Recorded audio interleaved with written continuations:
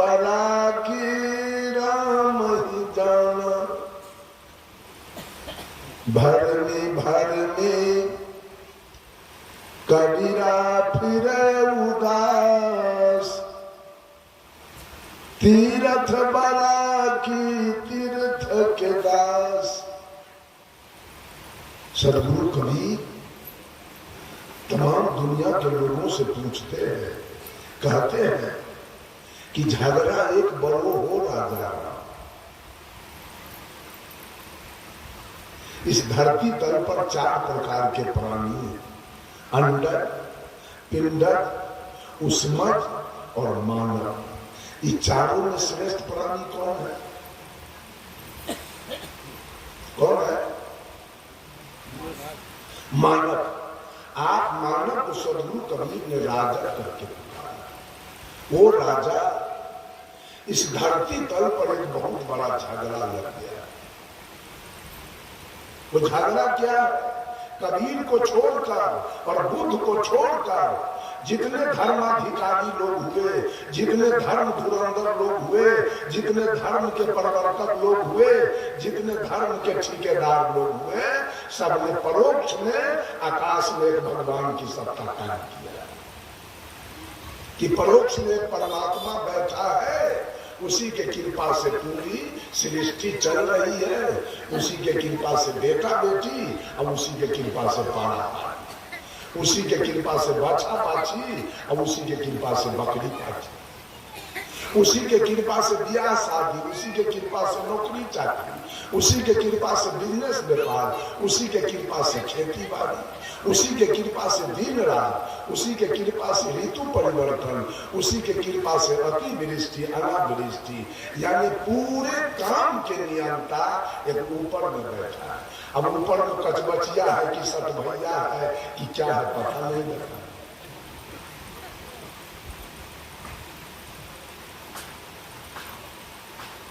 झगड़ा एक बड़ो हो राजा राम। ये झगड़ा लगा दिया लोगों ने कि परमात्मा ऊपर बैठा है। साहब कबीर कहते, एक महिला से पूछते, कहो रे सखी एक बात कहूं। सखी एक बात पूछूं? तो सखी कहती है पूछिए। कहाँ खसम ठहरायो जी। खसम मीन्स दूल्हा, पिया परमात्मा, सोहर हस्बैंड, दूल्हा। सदगुरु कबीर पूछते हैं महिला से कि सखी तेरा दूल्हा कहाँ रहता है? दूल्हा मीन्स परमात्मा। सखी तेरा दूल्हा कहाँ है? तो सखी कहती है ऊपर आकाश में। तो कबीर साहब पूछते हैं दूल्हा आकाश और दुल्हन कहाँ है? दूल्हा का आकाश में है, दुल्हन? दूल्हा आकाश पताल में दुल्हन। दूल्हा हो पंजाब में और दुल्हन हो ढोलिया में।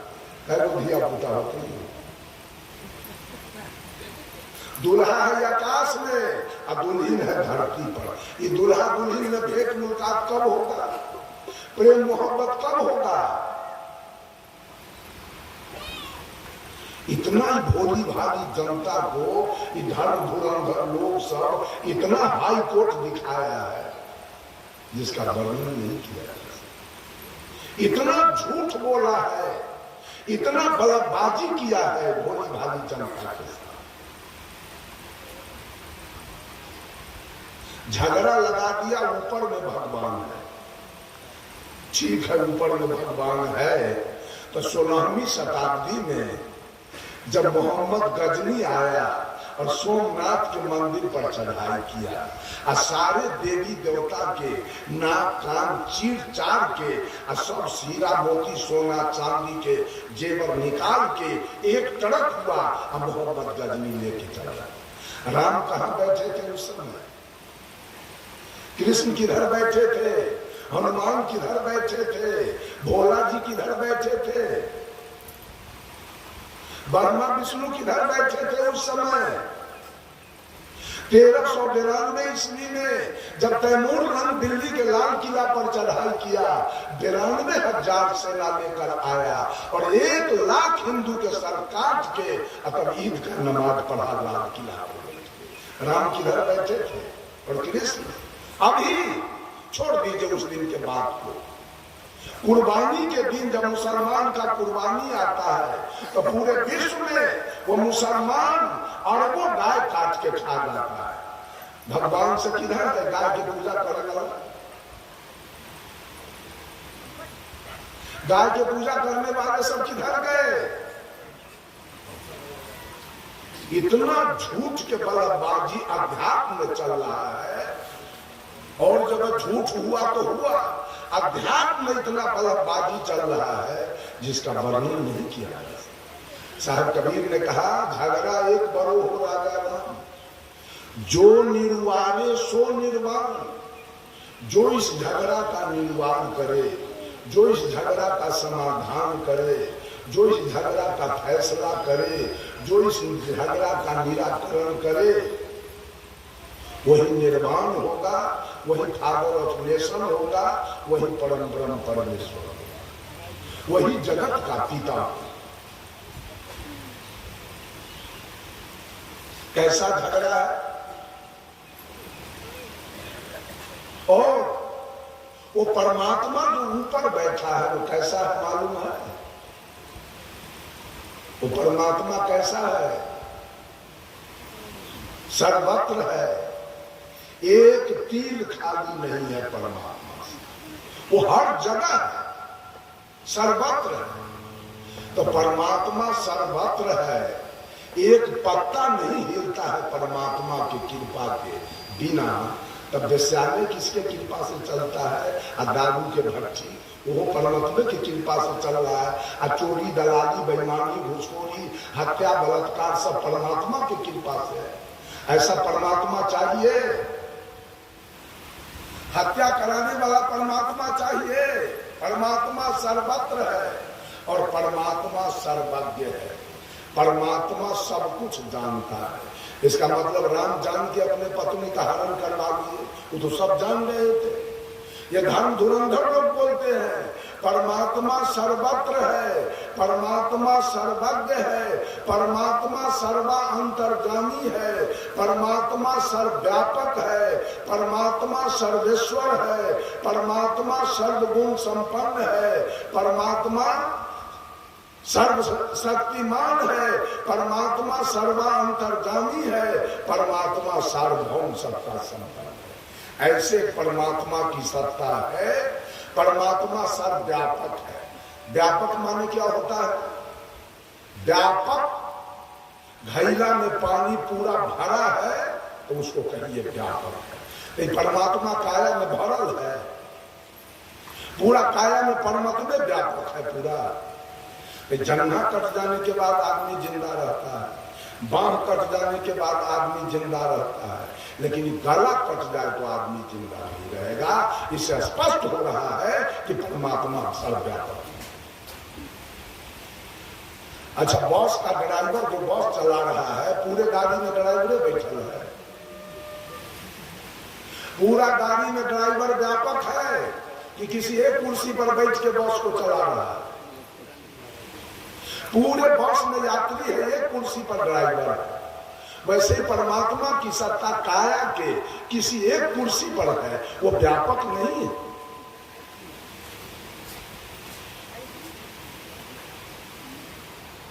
साहब कबीर इस पर शंका रखते। ब्रह्म बराकी जहाँ से आया, कहते हैं ब्रह्म बराकी जहां से आया। ब्रह्म माने होता है ईश्वर, परमात्मा, खुदा, गौर, श्रेष्ठ, पूज्य, ऊंच। अब आप कहते हैं, बोलते हैं अपने मुंह से कि ऊपर में एक परमात्मा की सत्ता है जिसके कृपा से सारी सृष्टि चल रही है। ऊपर में एक परमात्मा की सत्ता है जिसके कृपा से सारी सृष्टि चल रही है।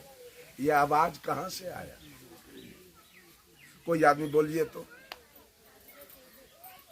ऊपर में एक परमात्मा है जिसके कृपा से सारी सृष्टि चल रही है। ये आवाज कहाँ से आया? यही अंदर से आत्मा की आवाज। हाँ अंदर से आया। तो अब बताइए, परमात्मा शब्द की आवाज देने वाला आत्मा बड़ा है कि परमात्मा बड़ा है? आत्मा। तो फिर मिर्गी का है सबके पकड़ ले परमात्मा वाला है? सारा दुनिया के मिर्गी है पकड़ ले परमात्मा वाला, सब परमात्मा के खोज में लगा हुआ है। अरे परमात्मा शब्द की आवाज देने वाला ये आत्मा है। मैं अभी बोल रहा हूँ, अब मैं अभी काया से निकल जाऊं तो आवाज आना तुरंत अभी आवाज आना बंद हो जाएगा। वो परमात्मा की सत्ता इस काया में है, तभी तक की दोनों आंखें दुनिया को देख रही है। जब तक लाइन था तो माइक चल रहा था, पंखा चल रहा था, और लाइन कट गया तो सब कुछ बंद हो गया। लाइन ने पंखा को अपना सत्ता दिया, लाइन ने विद्युत ने माइक को अपना सत्ता दिया, विद्युत ने आटा चक्की को अपना सत्ता दिया, धान कूटने वाला मशीन को अपना सत्ता दिया, तेल पेरने वाला मशीन को अपना सत्ता दिया। तो सारे मशीन चल रहे हैं। और जिस समय करंट अपना सत्ता समेट लेगा तो सब मशीन पर आएगा। उसी प्रकार से ये परमात्मा की सत्ता, आत्मा की सत्ता इस शरीर को अपना सत्ता दिया है। तो आंखें देख रही है, कान सुन रहा है, नाक सूंघ रहा है, मुंह बोल रहा है, त्वचा स्पर्श कर रहा है। और जिस समय आत्मा अपना सत्ता वापस ले ले तो आंख खड़ा काम करेगा, कान काम करेगा, नाक काम करेगा, मुंह काम करेगा, त्वचा काम करेगा, सारा इंद्रियानी फेल कर जाएगा उसी समय जिस समय परमात्मा की सत्ता इस काया से निकल। अब बोलिए, झगड़ा एक बड़ो हो राजा राम, जो निर्वारे सो निर्वाण, ब्रह्म बड़ा की जहां से है। परमात्मा बड़ा नहीं, परमात्मा शब्द की आवाज देने वाला आत्मा बड़ा, कर्म बड़ा नहीं कर्ता बड़ा, हारमोनियम बड़ा नहीं हारमोनियम बजाने वाला, नाल बड़ा नहीं नाल बजाने वाला बड़ा। Sound of the sound of the Brahma. When we go to the shore of the sea, hear the roaring of ocean, such is the Om sound Brahma.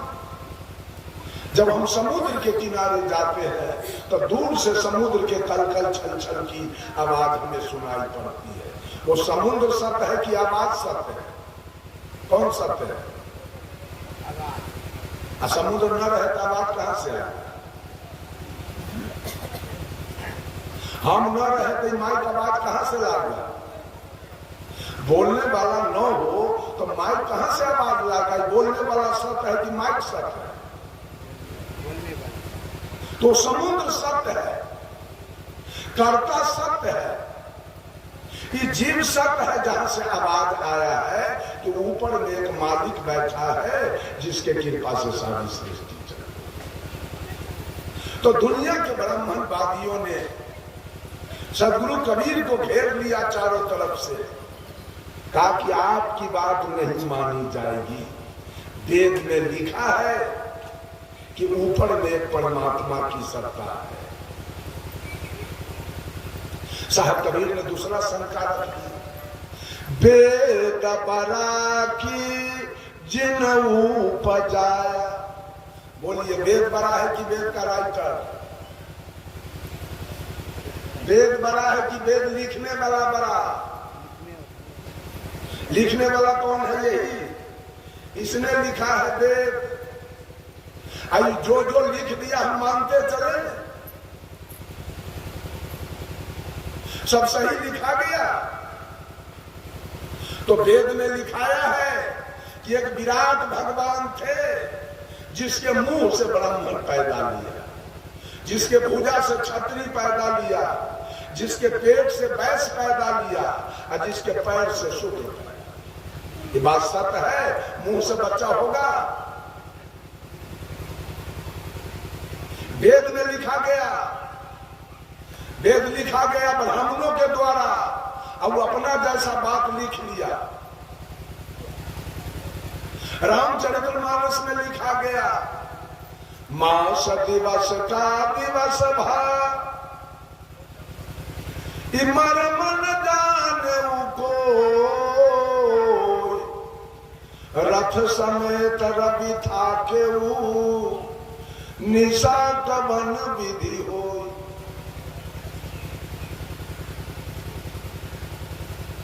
जब राम लक्ष्मण भरत शत्रुघ्न चारों भाई का जब जन्मोत्सव हुआ, चारों भाई का जन्म हुआ, तो पूरे अयोध्या में जन्मोत्सव मनाया गया। और जब जन्मोत्सव शुरू हुआ तो सूर्य 1 महीना तक आसमान में खड़ा रहकर चारों भाई का जन्मोत्सव देखा। सूर्य देखने लगा चारों भाई के छठिया। अब देखते देखते सूर्य भूल गया, ये डूबने नहीं गया। परिणाम क्या हुआ, मास दिवस का दिवस भा राम के छठिहार में 1 महीना के 1 दिन। ये तुलसीदास जी के आंख रहेगी आलू के फाक रहे। सूर्य छठिहार देखता है किसी का, ये मरम न जाने कोई। इस मरम को आदि कभी वाल्मीकि जी नहीं जान पाए, 16वीं शताब्दी में तुलसीदास जी जान गए। और रामचरितमानस में लिखा गया, रथ समेत रवि था केऊ, सूर्य अपने मंडली के साथ 1 महीना तक रुका रहा छठिहार देखने के लिए। निशा कवन विधि होई, रात्रि किसका नाम है, वो 1 महीना तक साथ है। रामचरितमानस में लिखा है, तुलसीदास जी ने लिखा कि राजा सगर की पत्नी सुमति से 60,000 बेटा 1 दिन में जन्म दिया। ऐसा कोई औरत हो तो 60,000 बच्चा 1 दिन में दे, मान लिया जाए, माना जाए नहीं बात के। रामचरितमानस में लिखा है कि अगस्त मुनि 1 चिड़वा में समुद्र को उठा के पी गए, मान लिया जाए ना। रामचरितमानस में लिखा है, हनुमान जी लड़का थे तो सूरज को निगल गए। आज का ज्योग्राफी का विद्वान सिद्ध कर दिया कि धरती से 13 लाख गुना बड़ा वो सूरज, उसको हनुमान जी मुंह में कैसे रख लिए। साहब कबीर ने पूछा है, कहे दुनिया के लोग, सेत बांध के पार गए सीता के भरतार, सेत बांध के पार गए सीता के भरतार, ताही अगस्त मुनि अच गए इनमें को करता। तुम्हारे रामचरितमानस में लिखा है कि सीता के दुल्हा राम सेत बांध रामेश्वर बांध के लंका गए।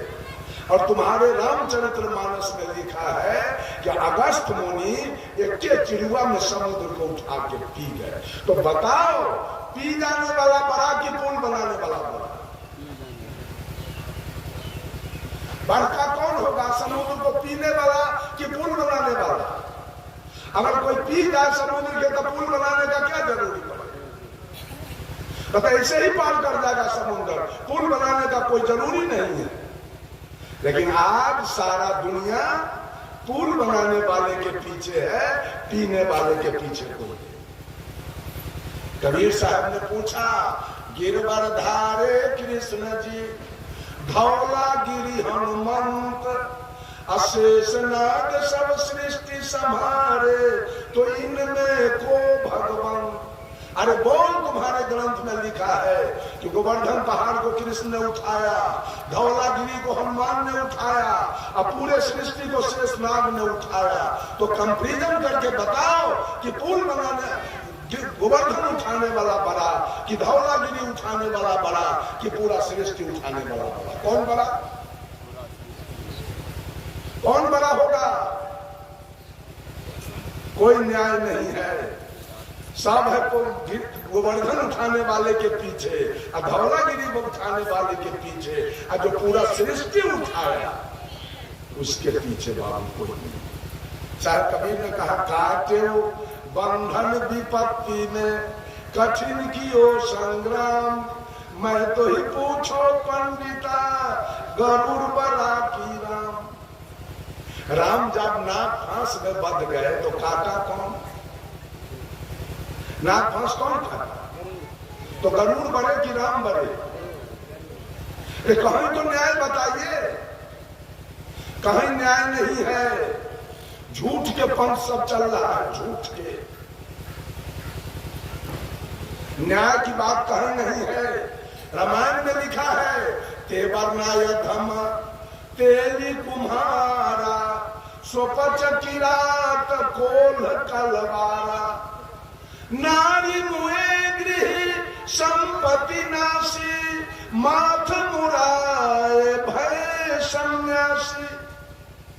रामायण कह रहा है तेली अछोप जात है, तेली के पानी न पिए के चाहिए। आज बाभन सब तेली के यहाँ क्यों आता है पूजा में? पूछिए उससे। कलवार अछोप जात है, कलवार के पानी न पिए के चाहिए। कुम्हार अछोप जात है, एकर पानी न पिए के चाहिए। डोम अछोप जात है, एकर पानी न पिए के चाहिए। आ कोल भी अछोपी, 5 जात को रामायण अछोप घोषित कर। इसका पानी क्यों पीता है पंडित लोग? इसके यहाँ पुजारी क्यों आता है? इतना अपराध की बात रामचरितमानस में लिखा गया, पता है? अधम जाति जस विद्या पाए भयउ यथा दूध पिलाए। एससी एसटी और ओबीसी के बेटा बेटी अगर विद्या पाता है तो विद्या पाके कैसा होगा मालूम है? जैसे अग्सर दूध पीने से हो जाता है, वैसे ही सोलकन विद्या पाके अग्सर के जैसा। ये तुलसीदास जी के लिए।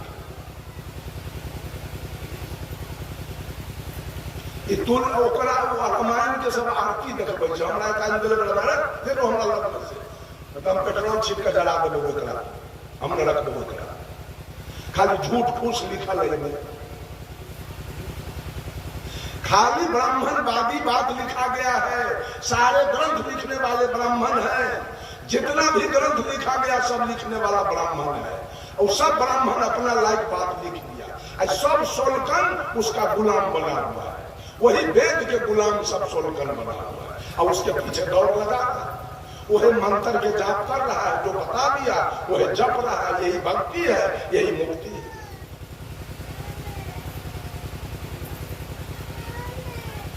जब ही बात साहब कबीर बोले वेद बड़ा की जिन उपजाया, तो फिर ब्राह्मणवादी लोगों ने घेरा कबीर साहब को। कहा नहीं। अच्छा एक बात आप लोग बोलिए ईमानदारी से, अगर एक भी व्यक्ति, एक भी मानव अगर धरती पर नहीं होता तो वेद पुराण स्मृति उपनिषद शास्त्र, Quran, Bible, physics, chemistry, elementary mathematics, geometry, history, geography, economics, civics, Hindi, Sanskrit, वो कौन लिखता? किसकी बात लिखी जाती? एक भी मानव धरती पर नहीं होता तो किसकी बात लिखी जाती? कौन कौन ग्रंथ बन के तैयार होता? बोलिए कोई आदमी। एक भी मानव नहीं होता तो कौन कौन ग्रंथ लिखाता और किसकी किसकी बात लिखाती? बोलिए ना। सब ग्रंथ कौन लिखा? सब कोर्स का किताब कौन लिखा? सब लिखने वाला आदमी है। सब कुछ लिखने वाला आदमी है। सब कुछ लिखने वाला यही है। इधर नाम है सीता, रीता, गीता। इधर नाम है जोगेंद्र, महेंद्र, सुरेंद्र, राजेंद्र। ये नाम कहां से आया? ये नाम कहां से आया? साहब कबीर कहते हैं 5 तत्व का पुत्रा युक्ति रचा में की, मैं तो ही पूछो पंडिता शब्द बड़ा की जीव। पहले जीव आया मां के पेट से बाहर, कि पहले नाम आया। कौन आया पहले? पहले कौन है? जीव की नाम। तो नाम का जाप कर रहे हैं सब आदमी, नाम का जाप चल रहा है। ये जीव नहीं होता तो नाम आता कहां से? नाम का आविष्कार कौन करता? सीता राम राधे श्याम जय हनुमान का आविष्कार किसने किया? कहां से आया? साहब कबीर ने कहा, शब्द कहां से उठत है, कहमा जाए समाय, हाथ पाववा को नहीं कैसे पकड़ा जाए। नाभि कमल से उठत है, सुन नहीं जाए समाय, हाथ पाववा को नहीं सूरत से पकड़ा जाए। सारे शब्द जितने हैं वह आत्मा की आवाज। जितना भी शब्द दुनिया में है, अब जितना भी ग्रंथ बना है, जितना भी कोर्स के किताब बने हैं, उस सब में आत्मा की आवाज लिखी गई और लिखने वाला भी यही मानव। तो ग्रंथ बड़ा है कि मानव बड़ा है? बाबा आप बोलिए। मानव बड़ा है ना। सारा दुनिया ग्रंथ के आरती दिखा रहा है और नाम का जाप कर रहा है। एक सुग्गा आकाश में उड़ रहा है, एक सुग्गा आकाश में उड़ रहा है, स्वतंत्र है, जहां मन में आवे वहां जा रहा है। अब जो मन में उसको आवे, आम लीची अमरूद कटहल केला, वो खा रहा है। एक सुग्गा है पिंजरा में बंद। तो सीताराम कौन सुग्गा पड़ता है? आकाश वाला की पिंजरा वाला? अब पिंजरा वाला सीताराम पड़ता है। खाता क्या है? मकई की आटा। आज कहियो सीताराम का जाप नहीं किया, वो खाता है आम अमरूद लीची केला। और जो सीताराम का जाप किया वो घटले मकई के आटा। और सीताराम जपते जपते वो सुग्गा बेचारा अंत में जेल में पिंजरे में मुक्ति मिली सुग्गा के। तो जाप करे वाला से झूठा है कि ना? नमरी झूठा के साथ नमरी झूठा के सरदार ही हल्ला करे वाला से।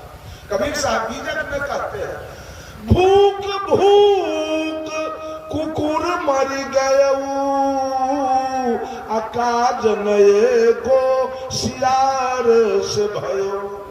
रात में गीदड़ कहां बोलता है? बहियार में।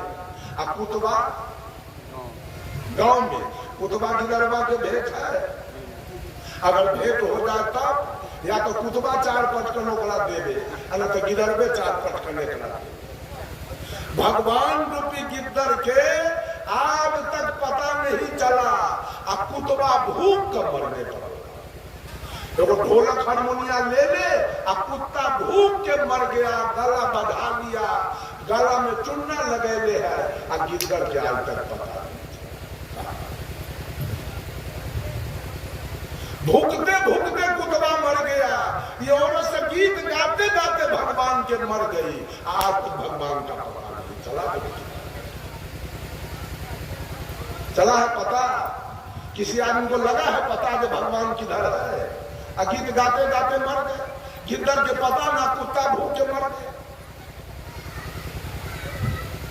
कोई कुमार लड़की से पूछल जाए कि बउआ तोरा दूल्हा के की नाम हो, की बताए? तब पूछू तो एक सके जे भगवान के की नाम है। और क्या कहता है लोग?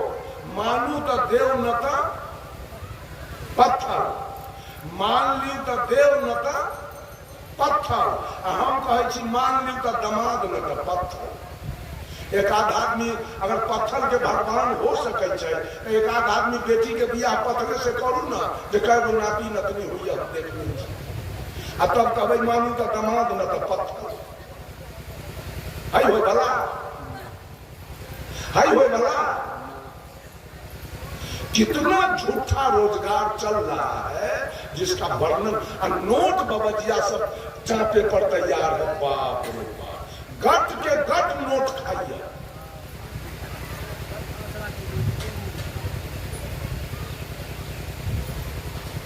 बंधु, शब्द का मालिक आप हैं। कबीर साहब कहते हैं शब्द हमारा, अगर मैं नहीं होता तो शब्द नहीं, मैं नहीं होता तो सीताराम नहीं होता। अच्छा एक बात और जान, सीता कौन थी? सीता किसकी बेटी थी? जनक की। और राम किसके दामाद थे? जनक के। सीता दशरथ जी के पुतोह और राम दशरथ जी के बेटा। तो केवलो बेटी दामाद और बेटा पुतोह के नाम जपे से मुक्ति हो जाती है। ये सब बेटी दामाद के नाम जपे छे, सीता के राम के, जे जनक जी के बेटी दामाद, अनंत दशरथ जी के बेटा पुतोह रहे। सब दुनिया बेटा पुतोह के नाम जपे छे, अनंत बेटी या दामाद। इसे मुक्ति होगा, मुक्ति।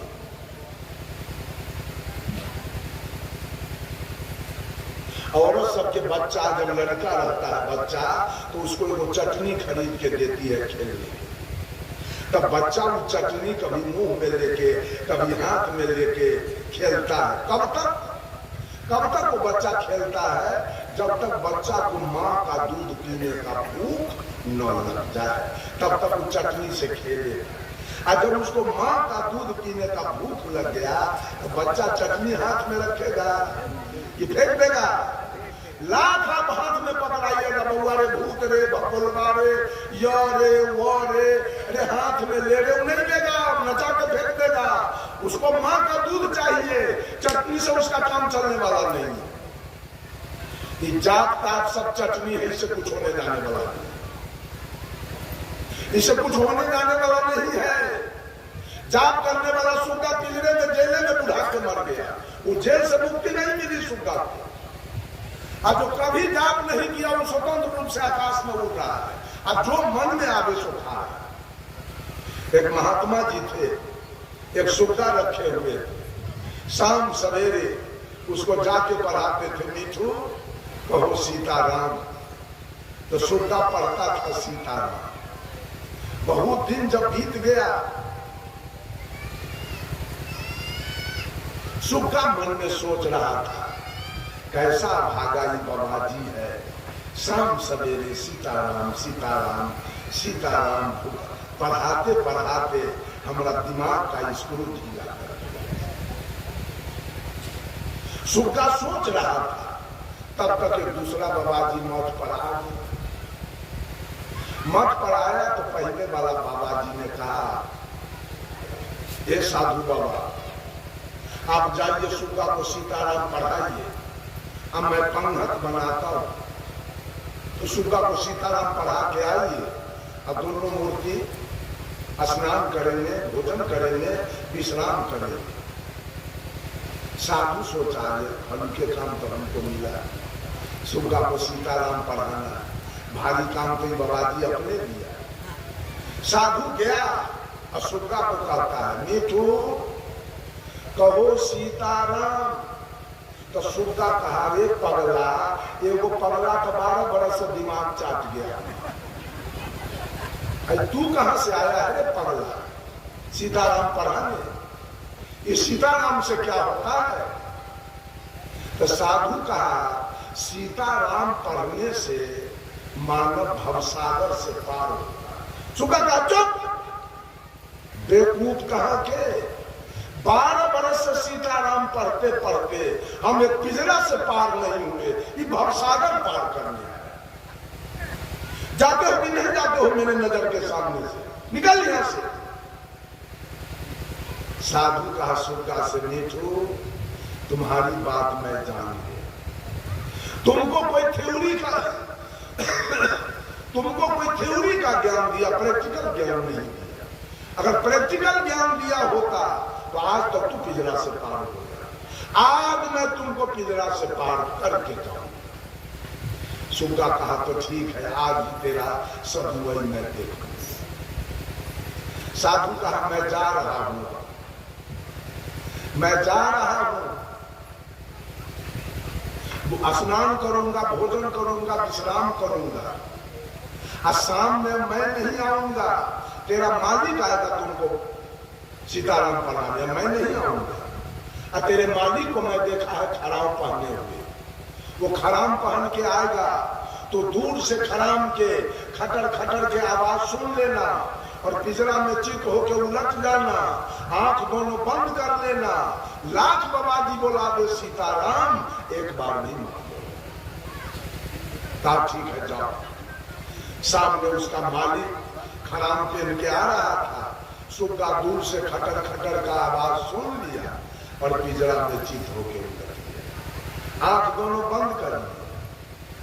साधु बाबा बोलते रहे, मीठू कहो सीताराम, मीठू कहो सीताराम, मीठू कहो, एक को बार सुग्गा नहीं बोला। तब साधु समझ गया सुग्गा की मृत्यु हो गई, सुग्गा नौकरबा को कहा सुग्गा मर गया, उधर पिंजरा ले जाकर के खोल के फेंक दो। नौकरबा पिंजरा लेके उधर गया, अब पिंजरा खोला और सुग्गा नौ दूर। हल्ला करने से मुक्ति मिली कि मुंह बंद करने से? बोलिए सदगुरु देव की। हल्ला करने से सुग्गा को मुक्ति मिली कि मुंह बंद करने से? तब आप कहिएगा कि आप भी तो हल्ला भी कर रहे हैं, हम अपने भगवती को सुना रहे हैं और हम अपने भगवान को सुना रहे हैं। हमारा भगवान कहीं और नहीं, ये भगवती है मेरी और ये भगवान है। हम दोनों अपने देवता को सुना रहे हैं, हम अपने भगवान को सुना रहे हैं। हम आकाश में परोक्ष में किसी को नहीं सुनाना चाहते, परोक्ष में कोई है ये नहीं है, हम सुनाएंगे किसको? न हम कोई जाप करते हैं, कहीं कुछ नहीं, किसके नाम का हम जाप करें? कोई कहता है सीताराम, कोई कहता है राधे श्याम, कोई कहता है जय हनुमान, कोई कहता है ओम, कोई कहता है सतनाम, कोई कहता है ओम भूर्भुवः स्वः, कोई कहता है ओम नमः शिवाय, कोई कहता है अल्लाह अकबर, कोई कहता है सतनाम वाहिगुरु। कौन नाम जपे जिससे मुक्ति मिलेगी? फरियाद निकालिए तो नाम। कौन नाम सच्चा है जिसके जाप करने से मुक्ति हमारे यहाँ जाप करने से मुक्ति मिलेगी? जाप का क्या मतलब है? जाप का मतलब क्या है? जब आप किसी नाम का जाप करने लगते हैं, चाहे वो सीता नाम हो, चाहे राधे श्याम हो, चाहे कोई नाम हो, जब तक आप जाप करते हैं तब तक ही मन को काम मिला हुआ है, वो अपना जाप कर रहा है। जब तक जाप कीजिएगा तब तक आप गाली कभी नहीं पढ़ सकते, कहा कि मन एक दिशा में काम कर रहा है। उस समय आपके मन में चोरी नहीं आएगा, दलाली नहीं आएगा, घूसखोरी नहीं आएगा, बेईमानी नहीं आएगा, क्योंकि मन एक काम कर रहा है, जाप कर रहा है। कितना देर जाप कीजिएगा? 1 घंटा, किसी और बेसी 2 घंटा, 2 घंटा जाप करेंगे और 24 घंटा के दिन रात 2 घंटा जाप करेंगे, अब 22 घंटा पाप करेंगे, मेकअप कर जाएगा। जाप पाप मेकअप करेगा, जाप बंद होगा, अब पाप। एक था 2 भाई, तब बड़का भाई के था रेलवे में नौकरी और छोटका भाई था किसी पंथ से जुड़ा हुआ था, नाम नहीं ले, मार खाए के है ना, किसी पंथ से जुड़ा हुआ था। और जिसका जो रेलवे में नौकरी था वो अपने पत्नी से कहा कि सुनै छी हमरा तुम चाय बना कर दे दी, हम ड्यूटी पर चले।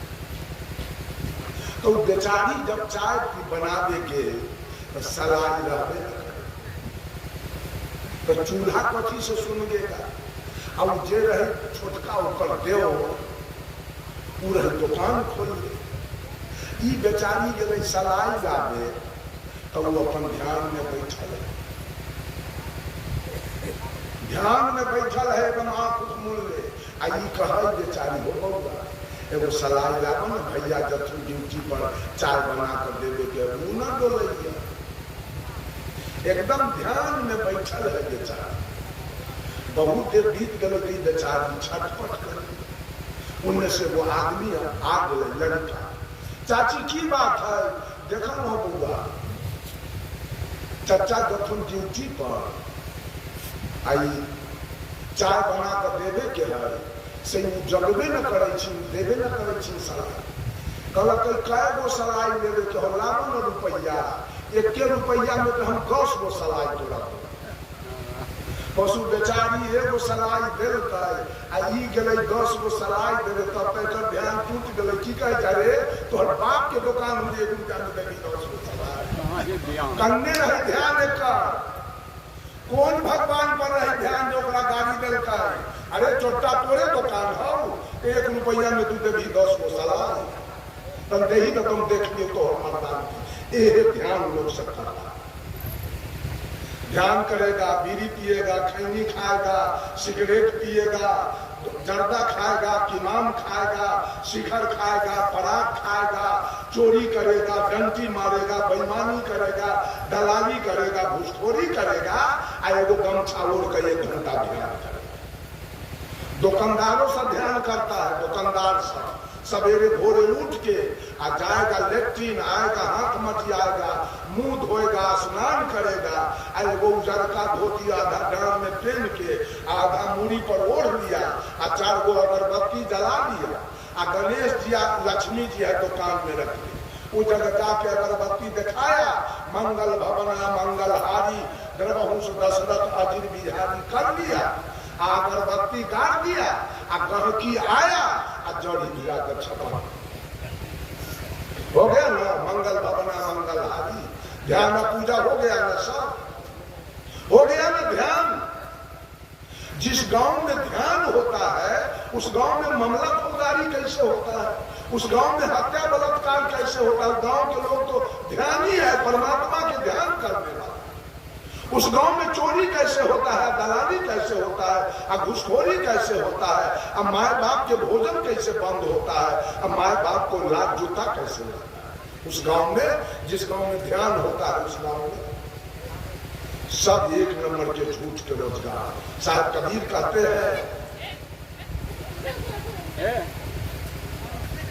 साहब कबीर कहते हैं, बैठे ध्यान धरहु का जोगी, भगले मन पद गुरु चरना। कबीर तो कहते हैं, आँख न मूदो, कान न रोधो, काया कष्ट न डारो, खुले नैन हंसी हंसी पहचानो, सुंदर रूप निहारो। कौन ध्यान करते हैं? हमारे गुरु जी ने ध्यान को 4 कांड में बांटा है, आचार्य श्री धर्म स्वरूप साहब ने 4 कांड में ध्यान को बांट दिया है। पहला है शब्दाभ्यास, आप शब्द का जाप कीजिए, सही है, जितना देर जाप कीजिएगा उतना देर आपसे पाप नहीं होगा, क्योंकि मन आपका लगा हुआ है जाप करने में। ये जाप से उतना फायदा आपका होने वाला नहीं है, शब्दाभ्यास से कहीं हो सके आपका ध्यान लग गया, बस, इससे ज्यादा फायदा नहीं। दूसरा है स्वरूपाभ्यास, किसी महान व्यक्ति का रूप का ध्यान कीजिए तो आपके अंदर जो पाप है, आपके अंदर जो विकृति है, आपके अंदर जो बुराई है, जब किसी महात्मा के, किसी महापुरुष के स्वरूप को आप ध्यान में देखेंगे तो सब बुराई आपके अंदर से आउट होगा, ताकि मन में आएगा कि ये महापुरुष का ऐसा निर्देश तो नहीं।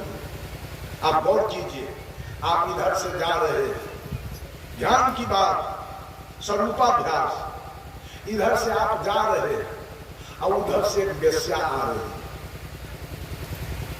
इधर से आप जा रहे हैं, उधर से एक खूब सुंदर वेश्या आ रही है, आपका मन वहां कैसा रहेगा?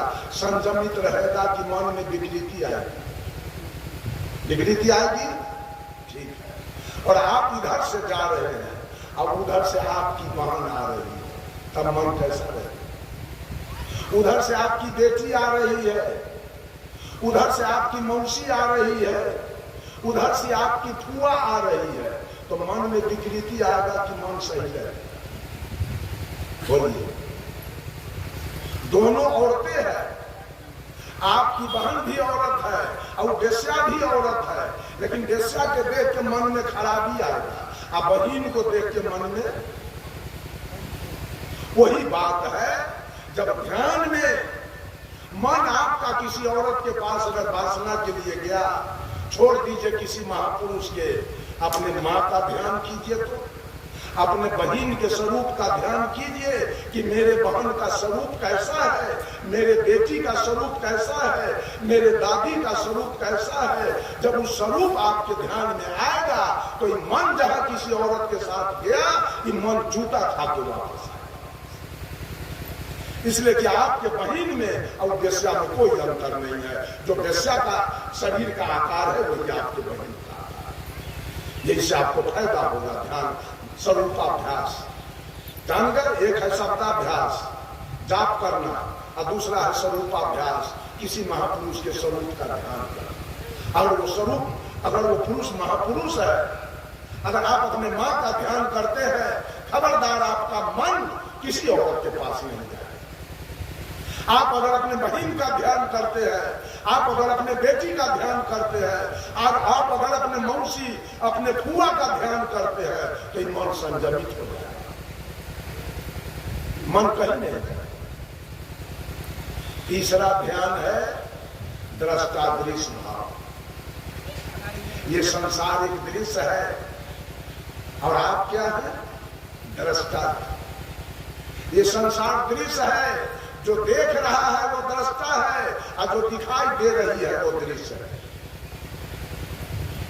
अच्छा, अभी जो सूर्य है वही सूर्य कबीर साहब के समय था कि सूर्य बदल गया? वही है। राम के समय भी यही था, कृष्ण के समय, बुद्ध महावीर के समय यही न था। चंद्रमा यही न था, तारा यही न था, धरती यही न थी, आसमान यही न था, यही हवा न था, पानी और आग, सब कुछ वही है कि बदल गया? सब कुछ वही है। राम किधर गए? कबीर किधर गए? बुद्ध किधर गए? ब्रह्मा विष्णु महेश किधर गए? हैं? सब आए और आई दृश्य जो के त्यों, दृश्य पड़ा रहेगा, लेकिन इधर रास्ता नहीं। जितने महिला बैठी है सबको कोई धरती पर नहीं है, लेकिन ये सूर्य रहेगा, चंद्रमा रहेगा, तारा रहेगा, हवा रहेगा, पानी रहेगा, धरती रहेगी, लेकिन हम लोग नहीं रहेंगे, ये भी एक ही नहीं है। जब ध्यान में ये बात आपको आएगा कि संसार एक दृश्य है, हम इसके दृष्टा हैं, सब दृष्टा देखते देखते दुनिया छोड़ के चला गया। एक दिन हम भी देखते देखते इस दुनिया को छोड़ के चले जाएंगे। धरती पड़ा रहेगा, आसमान यूं ही पड़ा रहेगा। तब आपको बल मिलेगा भक्ति करने का कि बेकार हम जमीन के चिंता में, मकान के चिंता में, गाड़ी घोड़ा के चिंता में लगे हैं।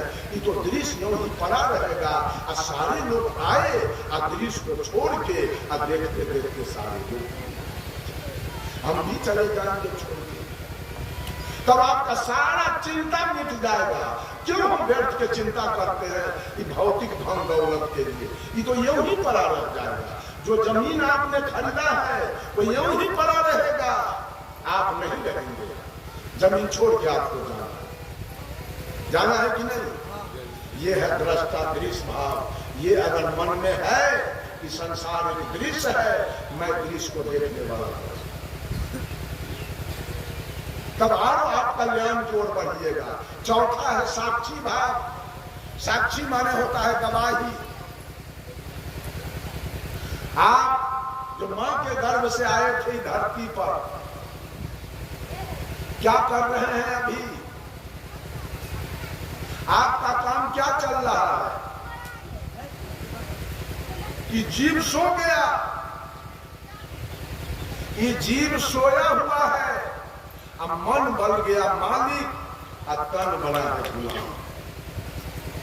बीजक में साहब कबीर कहते हैं, ताल झांझ भल बाजत आवे, कहरा सब कोई नाचे हो,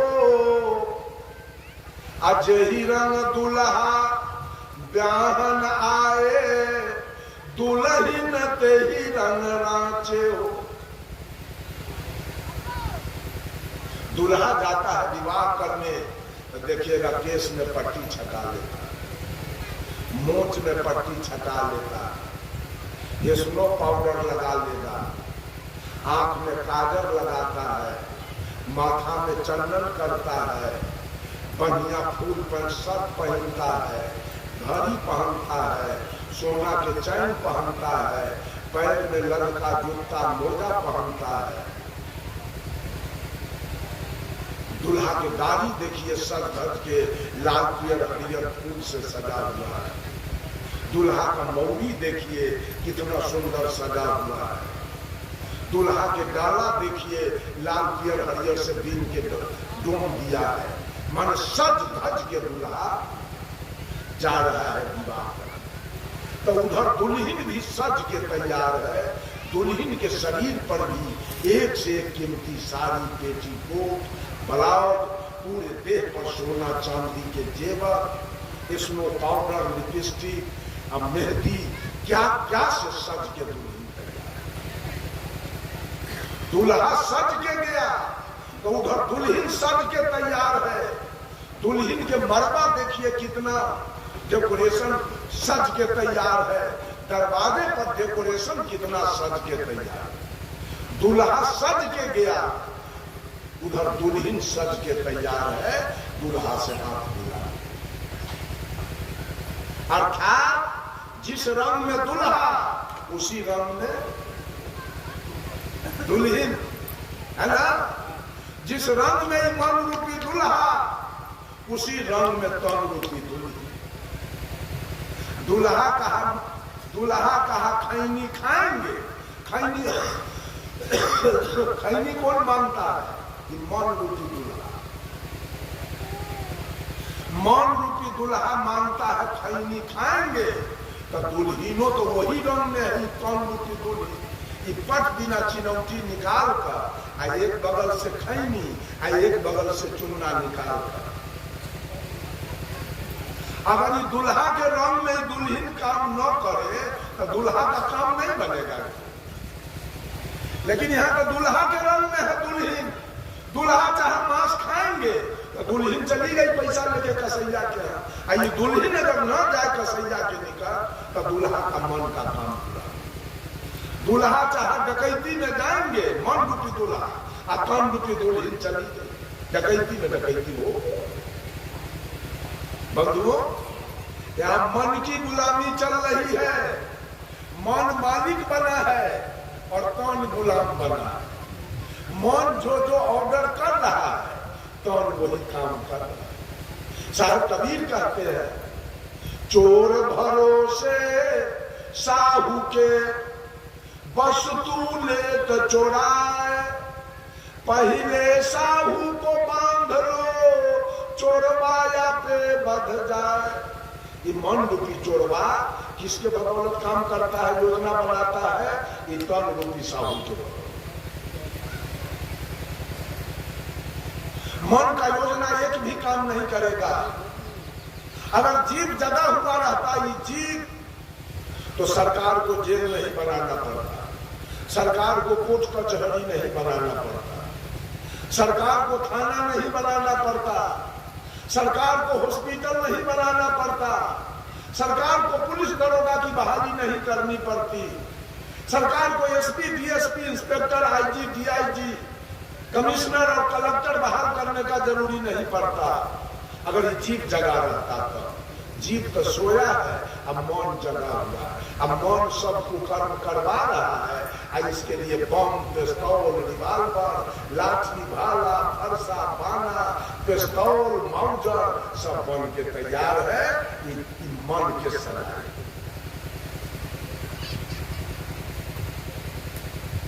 बंधुओं, चौथा है साक्षी भाव।